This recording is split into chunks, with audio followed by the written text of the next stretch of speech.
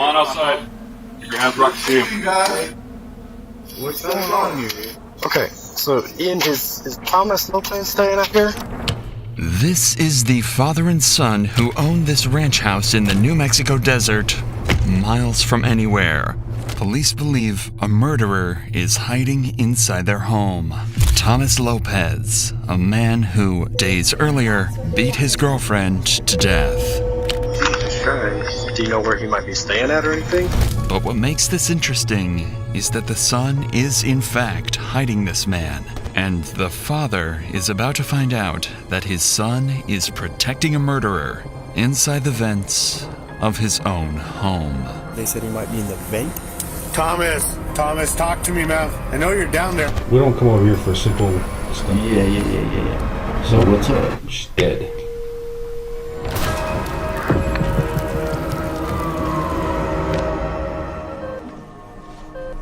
On the 24th of February, police were called to a hospital in New Mexico to investigate something horrifying. 26-year-old Sabrina Calderon had just been brought in, unconscious, covered in bruises, barely clinging onto life. So her name is Sabrina Calderon. Is in such dehydration that her kidneys are failing. She is too sick for even us to take her. And who brought her in? I believe they said they thought it was her dad. What is that, would you say? Is that something from being hit? Probably. She's 26 years old. She should not be in this condition. Right. Sabrina is in such critical condition that the nurses are almost certain she won't survive. But what made the hospital so suspicious is that Sabrina's injuries were that of someone who had been viciously beaten, and the man who dropped her off left almost as quickly as he possibly could. The hospital called in police, but with no leads, the cops decided to use her emergency contact info and call up her dad to see if he could shed any light on what just happened. Can you hear me now, Mr. Calderon? Yes. Could you tell me what happened real quick? Why she has these injuries? Yes, Thomas Lopez, he got it from here. I guess at knife point. He took her over there, and... Where's over there? It's a ranch house. He had her locked up in the room, and he was just beating her. She said he was beating her every day. That was almost disturbingly simple. Apparently, a man had taken her at knife point from her dad's home and was beating her every day at a house out on a ranch somewhere in New Mexico. The cops find it extremely strange that he never contacted police, so there is some amount of suspicion to cast on him. Regardless, they ask him for some details about the guy that he claims did this to her, knowing that if this lead hits a dead end, they know who to suspect next. Where does he live at? He was just going from place to place. How did you get her? He ended up taking her to the hospital, and I thank God for that, and dropped off and took off. Do you know what he looks like? I sure don't. Okay. Sure don't. Say his name one more time. Thomas Lopez. Thomas Lopez. Okay. Police now have a name. Thomas Lopez. The victim's father claims that Lopez was the one who both attacked and dropped Sabrina off at the hospital, which would explain why he was in such a big rush to leave. Where do you think he resides mostly? In Carlsbad or in Portales? I mean, he's just staying wherever he could, I guess. It seems like Thomas is going to be extremely difficult to track down. The cops don't have a description of him, he has a common name, and constantly jumps from place to place without a known address. If this guy had gone on the run, it could be weeks before they managed to find him. But that's when everything changed.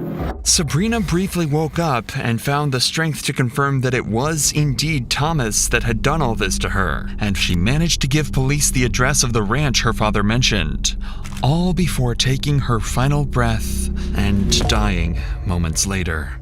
Sabrina had just solved her own murder. Immediately, the cops head to the address heavily armed, knowing that they might come face to face with an aggressive killer. However, there is one problem. Police haven't had time to get a search warrant, meaning that they have no right to enter the home without permission. That means they're stuck outside, knowing that just feet away, a brutal murderer could be hiding.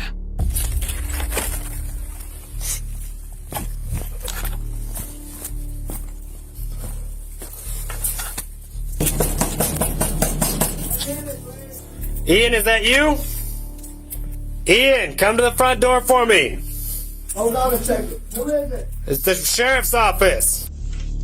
Let me see your hands. Come outside. Let me see your hands. Let me see your hands. Is the dog okay? Yes, sir. Hey, Rice, I got contact. I don't have nothing. Okay, sit tight right here, man. Okay, yes, sir. Sorry. This is Ian, part owner of this ranch and good friend of Thomas Lopez. Sabrina had told cops about him and said that he could be vital to tracking Thomas down. At this point, the cops have no idea how much Ian knows, but they do know that his house is supposedly where Sabrina was attacked. For all they know, he could have been involved as well, so they have to be extremely cautious when dealing with him and clearing out the house. Who's all here, man? My father, my friend, Bugsy. What's Bugsy's real name? I don't know. Come on outside. Keep your hands where I can see him. Hey, what's going on here? Thomas Lopez staying out here? Or has he been out here? Been out here a few times. Yeah. Is there anybody else inside? You said Bugsy. If I can go with you with the door, can you call her outside? Yeah. Okay. Let me go get her? Yeah, well, just call her from the door, please. Bugsy is another one of Ian's friends that happened to be staying at the property around this time. She couldn't have anything to do with the crime, but cops are still pleased to hear that there might be another witness, and someone that could help them track their suspect down. So what we're doing, we're asking everybody to come out of the house. We're fixing to do a search warrant on the house. And supposedly there was an incident a couple of nights ago where somebody got beat up out here. And so now we're securing the house to do a search warrant for evidence. Okay. See how Perry keeps looking over to Ian? It's almost like he knows something is wrong, because this isn't the first time that Ian's brought criminals over to this house, something police would later bring up.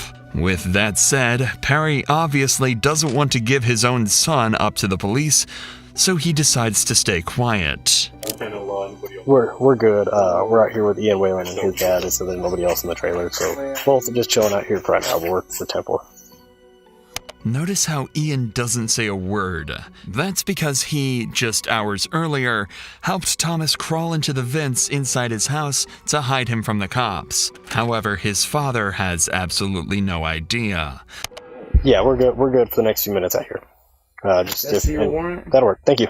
Well, we don't have it right now. We're getting it. Like I said, we just Don't came have here. it? Okay, well then we don't have to do anything you say.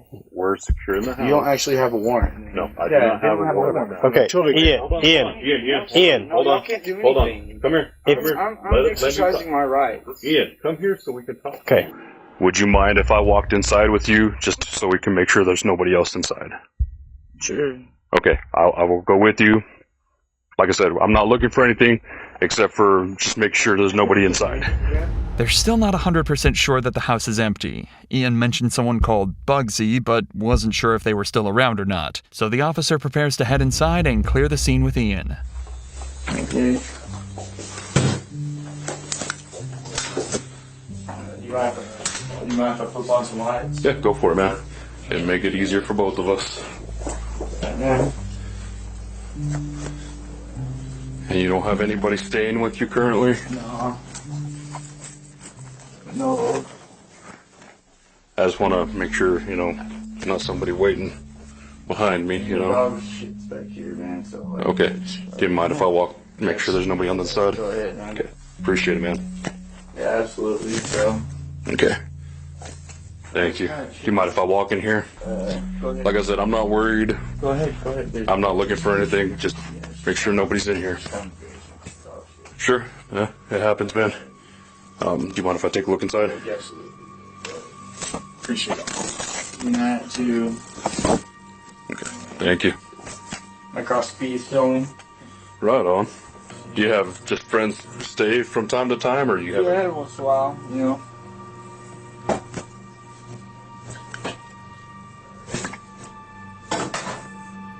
Hey.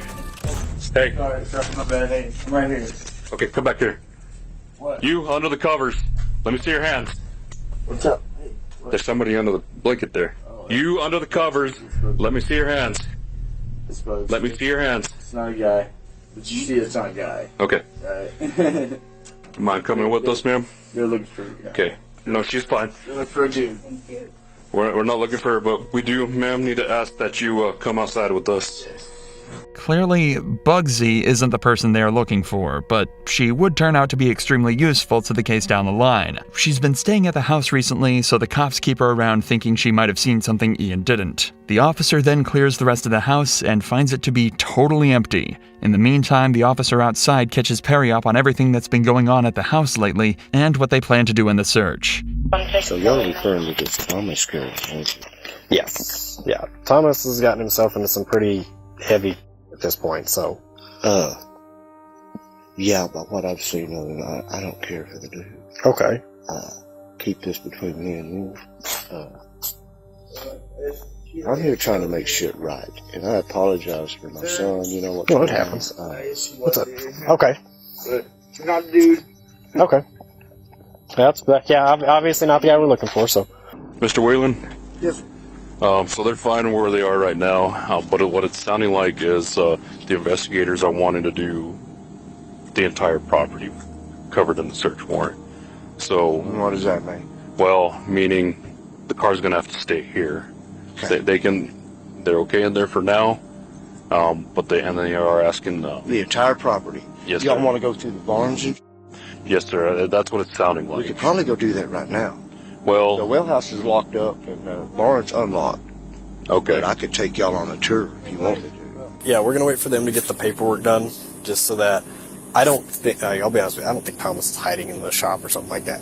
But on the off chance that he is, I don't want him to have the ability to talk to a lawyer and say, well, they illegally searched the barn. Even if we have permission at this point, we're just gonna kind of stand by and do it by the books of the paperwork, okay? The thing is, Officer Rice was wrong thinking that Thomas wasn't hiding on the property. Had he gone looking for him on his own, things could have ended much, much worse for him. However, the day is coming to an end, and it's time for the officers to go over everything they've figured out so far. However, they can't risk Ian or Perry overhearing any of this. See if you can figure out why that might be, and we'll reveal it after this clip. She's been living here? Probably. Did you ask her? No, I haven't asked her expressly. I would ask her. Because if she has been living here, she might have witnessed this. Sorry, I don't mean to be on edge, but you know, yeah, especially after, yeah. But, I guess the way to look at it, she died from that whole situation. Like those beatings. I see. I'm guessing there was some internal injuries. Okay.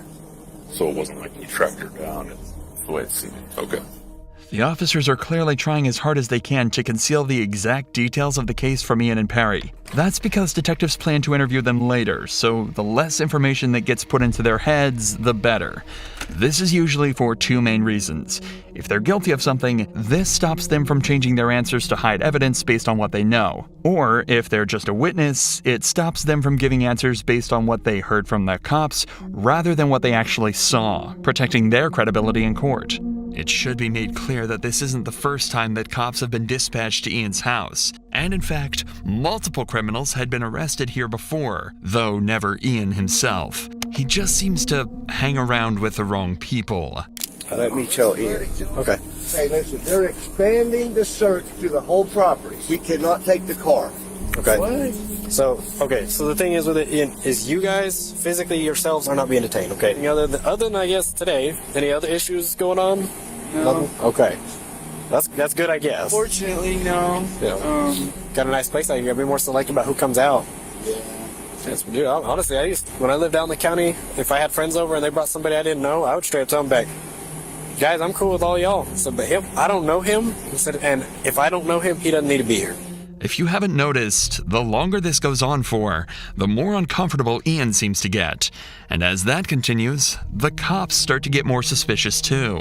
After having multiple criminals caught and arrested on his property, you'd think he'd start to be more careful about who comes over. That's what made the cops suspicious here. If he's been hanging around so many criminals, he might feel obligated to cover up for them. That's the main thing on the officer's mind when he decides to bring Ian to the interview room, but they actually decide to wait before questioning him. They have a fairly large number of witnesses for the case, so they want to get as much information from the others first before talking to the riskiest of the group. Ideally, they'll get information that could help catch Ian in a lie and force him into telling the truth. So they start by questioning his father, Perry, the owner of the property.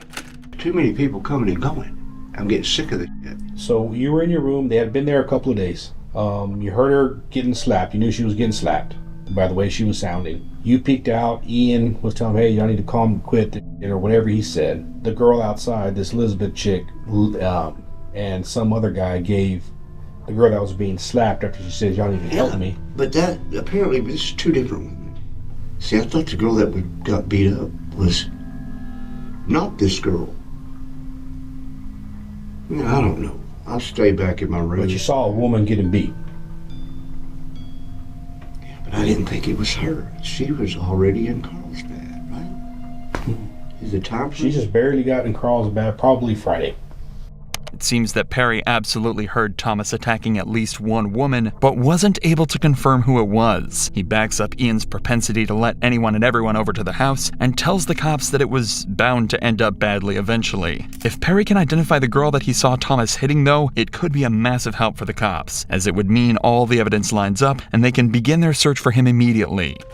Suppose we just got you got the faces mixed up? Because you don't seem sure, but you knew it was women. I thought there's two. There is Thomas did beat up another girl that he has warrants out for his arrest now too. That's why he's running. Does he beat up every woman he comes in contact with? See, I thought we was talking about another woman. I knew of this chick, the picture you showed me. I knew of her going to the ER. But the chick that I heard through the wall saying, y'all gotta help me, was not her. Perry is saying that he had heard Thomas beating a girl up, but that it was a completely different girl to the one that they were looking for. So now, there was even more reason to catch him as soon as possible, as it seems like this wasn't an isolated incident at all. Maybe I'm confused. Because, okay, once she went to the ER, she never went back to the house, right? Okay. I'm thinking of another chick. Does that make sense? No. But we'll figure it out. I'm sorry, man. That's all right. This whole thing is just confusing for me. I need to be more involved, I know, with who comes and goes, but, you know, he thinks he's a grown-ass man now. Ian's gonna have to start putting his foot down about who stays at the house. Plain and simple. Well, we need to get this f***er, man. Perry unfortunately didn't have much else to add, so now they turn their attention to Bugsy, their surprise witness who might just have the answers they're looking for. Okay, because you might have seen or heard something that happened out there at Ian's house a couple of days ago. Honestly, I just got there today to do some laundry, so I have. Well, Ian says you were out there a couple of days ago whenever this incident happened. Okay. Okay. Do you know Thomas, the guy that's always out there with Ian and all them guys? Thomas? I mean, I've seen him a few times out there. Yeah. I mean, even if I was there, I didn't see none of that. Did you hear any of it? I didn't. At first glance, it seems like Bugsy might not be as much help as they anticipated. But things can change quite quickly when a witness is told just how serious the situation is. That's why the officer decides to let her in on what happened to Sabrina and see if that jogs her memory at all. The reason we're here is because there's a girl that was with Thomas. Today, she started having complications from what Thomas and Sabrina had an altercation over. Okay. She is now deceased.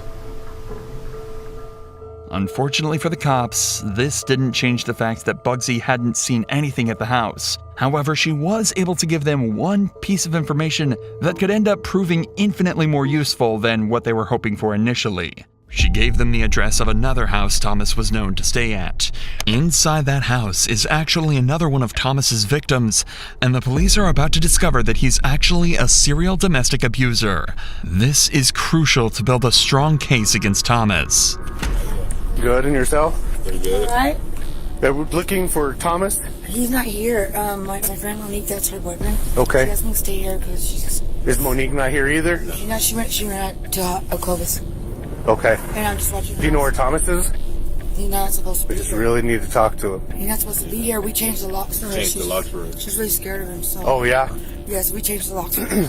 Okay. She doesn't have a phone. Was she battered a while back? Yes. Is that what... that? Do you mind if we just make sure he's not in the house? That's fine. You know. What's that?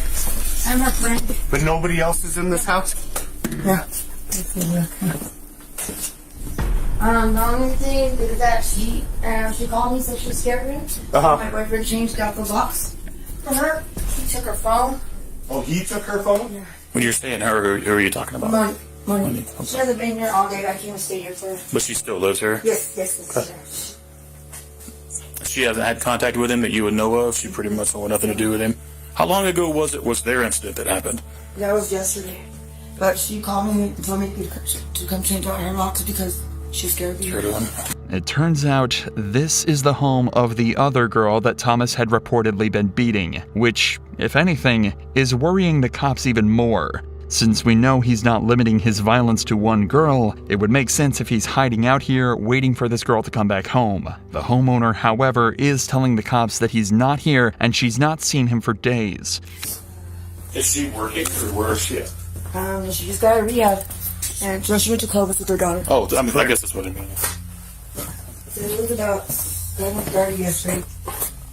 Does he have any friends around here that we know of? That he hangs out with? Family? I know of him because she's my friend. But I know she don't have nobody who terrorizes her. Do you think he still has her phone? Oh, he does. Get that number. He does have her phone. The officers continued to search every room in the house as well as the attic, but weren't able to find him anywhere. According to everyone they talked to, Thomas had gone off the grid and was nowhere to be seen. But there was still one person they hadn't talked to. The one person that they knew was acting strange from the very beginning. Ian Whalen.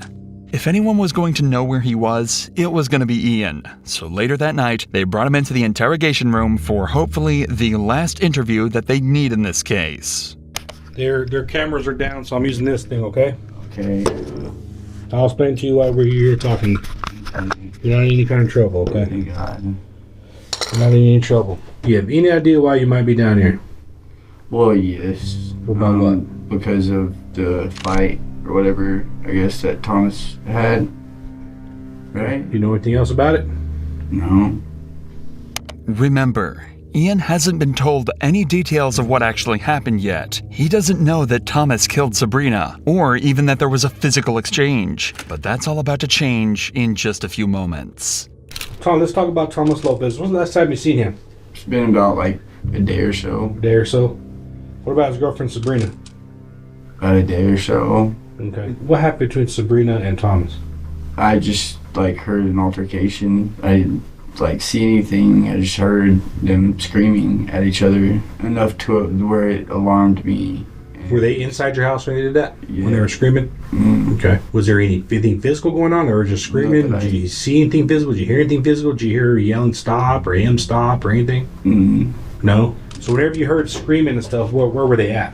Like, I guess it would be like down towards the kitchen area. I don't know, I heard them yelling and whatnot, and I went out there and I was like, hey man, are y'all okay? And they're just like, yeah man, fine, you know. And what did she say? Nothing. It's clear Ian was around when the fight happened, but it seems like he didn't realize how bad things had actually gotten. Apparently Sabrina was actually crying when he went to talk to them, but he just figured it wasn't his business and went back to sleep in his room. Do you know what the fight was about? I don't, and honestly I've got so much stuff of my own crap, like... Okay, when's the last time you heard from Sabrina? I don't know Sabrina. Like, I'm not making this up. Like, But she was, that's Thomas's girlfriend or whoever. I don't even know that. Like, I just know that there was an altercation between. I don't even know if this Sabrina is, if this is who, like... Messed up teeth? I'm assuming that's who it was. So that day that whenever we went out there, was it the same chick? As the officer mentioned earlier, Ian has a habit of letting people that he barely knows stay at his house. But it turns out this is a recipe for disaster. Since people know he likely won't get involved in their business, they see this property as an area out in the middle of nowhere where they can do whatever they want with no eyes on them at all. Initially, this only resulted in smaller crimes, robbery or drug possession. But this time, it turned into something much more serious, and Ian is now about to find out exactly what happened. Do you know why I'm here? No. Remember I told you last time we don't come over here for simple stuff. Yeah. Okay. I remember you told me that. So what's up? She's dead. You're f***ing me. What happened? Do you know? Well, from what she told us before she died was that she was getting her ass beat by Thomas over at your house in the barn with the golf club. Died? And so whenever you heard him arguing, when he just said he was getting pretty rough with her, what did you see him do? Like just slapping her. Slapping her? Well, I'm just trying to figure out what happened. And first of all, I'm telling you, if he was in your house, you didn't even know, so we can get him. From the very beginning, cops figured he knew a little more than he was letting on. Now he knows exactly what happened, how serious it was, and what the consequences will be if he doesn't give up everything he knows. Not only will he be implicated in the crime, but if Thomas is on the property and he ends up harming an officer, that will be his fault. The question is that enough for him to turn in his friend? When's the last time you seen Thomas? What even? Okay. Is he at your house? I don't know. Where does he hide in your house whenever the cops are trying to get him? Where would he go hide inside? We're over there. Okay, the house is secure. We're going to search warrant for it. Where would he be hiding? If he's in your house, where would he be at? You don't want that problem at your house. No. Like, I didn't know. Have you seen Thomas? Dead. Have you seen Thomas today? Tell me the truth, man. Yeah, I mean. Where was he at when you seen him? In the house. Okay. Was he there when the cops got there just a while ago? Ian, can we take the... just a... Can take that? This is Ian's ultimatum. Ian had been put in a scary position. He knew what the right thing to do was, but he was also terrified of this footage getting out. Amongst the people he hung around, he didn't want to be seen as someone untrustworthy, so he asked for the camera to be turned off and told the detectives the truth. Ian admitted that Thomas was at his house. In fact, he was hiding in the vents. Apparently, that's where he was the whole time. Now the cops knew exactly where he was, but getting to him would be no easy task. To arrest him, they'd have to try everything they could to make contact with him, or else get into the cramped vents with a known killer. Right. I mean, he knows we're here. Yeah, I assume he knows we're going to come back. I guess. I don't know. In the interview, they said he might be in the vent. Yeah, that's what they're claiming. That's what Ian is claiming, is that he might be. So if he's in a vent, the only one large enough for an adult that I know of is when you go in, there's a hallway that goes all the way back. There'll also be a blanket in the hallway right now that covers it. As we go in, still clear all the little areas that we go past. I don't want to get fixated and have him come in behind us. Yeah, if you hit that vent, the only downside is you'll have 2 rooms to clear in the hallway before the vent. So the last door is literally next to the vent. We'll figure it out if anybody sees something weird. Several cops made it to the scene a few minutes earlier and have managed to locate the vent they think he's hiding inside of. Office, this is the Roosevelt County Sheriff's Office. Come outside.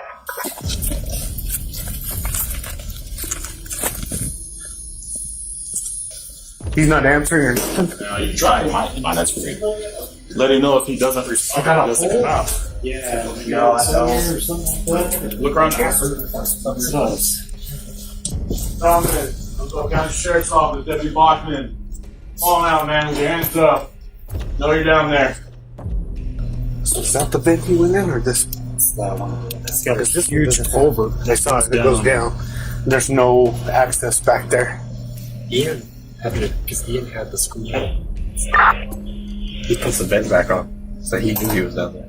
The officers are right. The vent cover couldn't have been put in place from the inside, so Ian had to have helped him hide. But they'll figure out what to do about that later. For now, they need to figure out a way to get Thomas out of the vents. To start with, locate his exact position, and they came up with a creative solution to do this.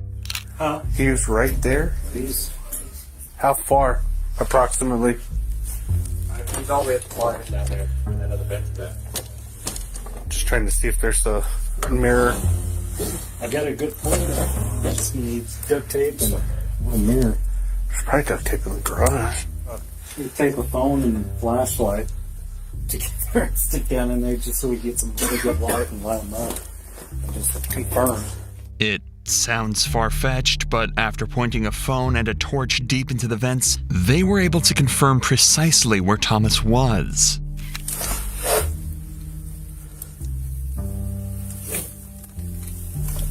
It looks like you can see the back of his neck, a jacket, The problem was, he still wasn't responding, and they certainly didn't want to get in the vents with him. So while another group of officers checked the outside to ensure he couldn't escape, the cops tried desperately to reach out to him. But quickly, they started to get concerned about something else entirely. Thomas, if you can hear me, man, answer. I know you're down there. We saw you in the pictures. Answer me. Just let me know you're okay, man. Are you okay down there? Here, no movement. No, that's not at your door. Like you would think that he'd shuffle a little bit. I haven't heard him. Well, it looks like he moved since. Yeah, but like no noise, nothing. Oh. Señor Lopez, estoy invitado a la oficina de sheriff. Estoy abajo de arreste. Necesitas levántese ahorita. Thomas had been down there for hours now, possibly even days. The cops know he's there, but they haven't seen his face or any movement whatsoever. They're fearing the worst, but they still can't risk going down there with him. That's when one of the officers gets a genius idea. You're going to want to push him back this way because he's going to have to come out this way. Yeah. So if you introduce gas, you want to introduce it on that. Okay. If you have a fogger or you have pepper spray, yeah, I would introduce it down there. You want to do the same thing with a video? It may make him uncomfortable enough that he'll come out. That's going to make you cough. So now it looks like he's facing us. Hey, his head's up here for sure. Yeah, he went in feet first. Yeah, because you don't want him to crawl, so I would introduce it over there too. Push him this way. Yeah. Introduce it on that side. They're planning to shoot pepper spray into both ends of the vents, forcing him out. If he was to stay inside, he'd end up choking and writhing in the pain the gas caused. But it turns out, this plan was so smart and terrifying to Thomas that they wouldn't even have to put this into action.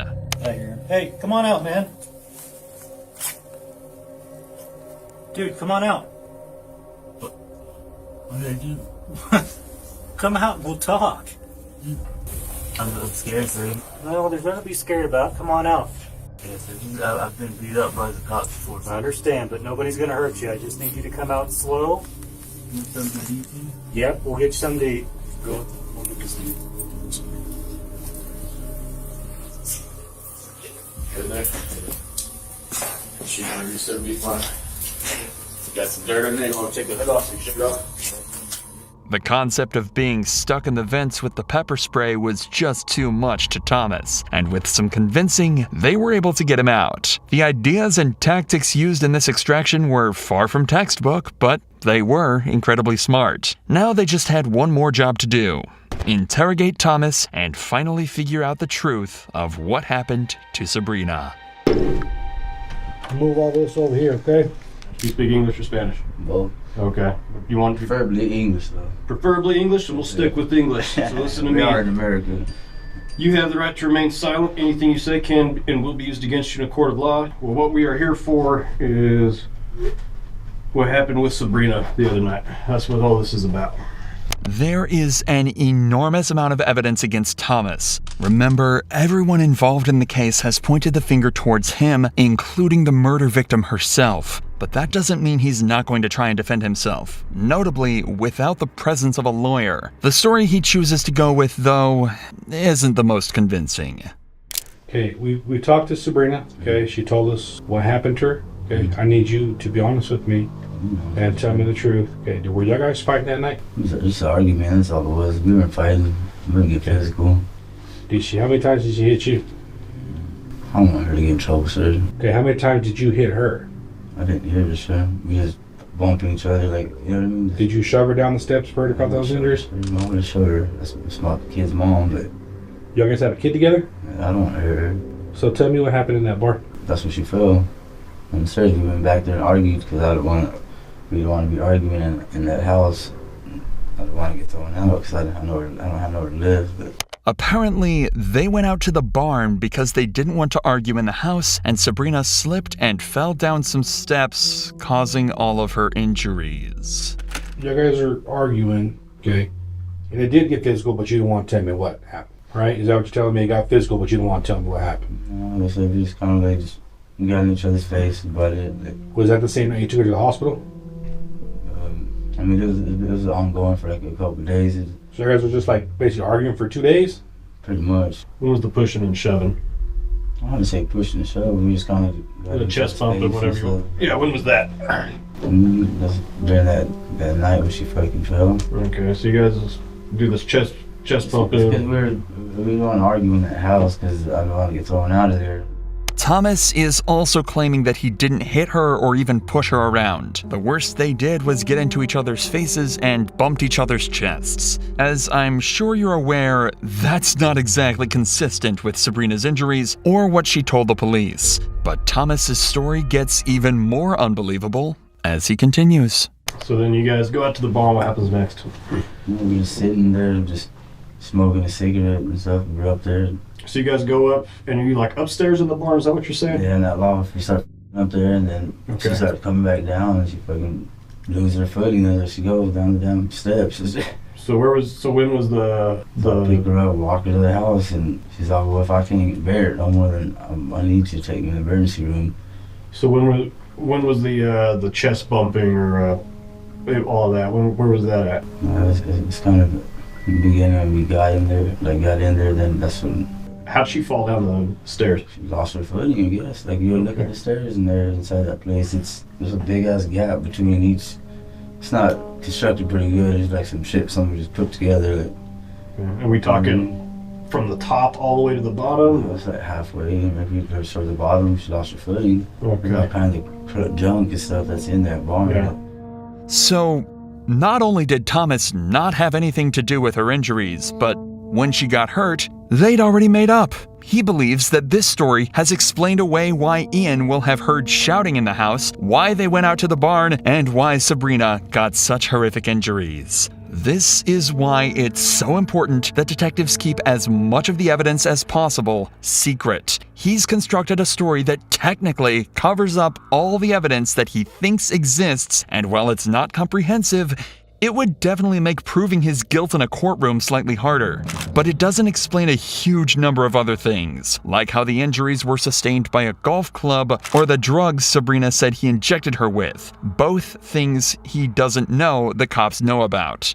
And in fact, he was never able to explain these other things away. There was simply too much evidence for Thomas to deal with, and he chose to plead guilty at his trial. Nurses from the hospital told the jury that Thomas had initially told them she'd fallen down the stairs too, but Sabrina immediately refuted this claim when she woke up. She said he'd hit her multiple times with his bare fists, struck her multiple times full force with a golf club, and had her tied up to a chair in the barn for a large amount of time while this all happened. Even worse, she said this had been going on for around a month, and for the entire time, she felt as though she had been held captive. Obviously, there wasn't much Thomas could do against this defense, and he was convicted of murder, kidnapping, and resisting an officer. He was sentenced to 18 years behind bars. If you're interested in watching our uncensored, extended 2 to 4 hour coverages of these original cases, make sure to check out our Patreon linked in the description.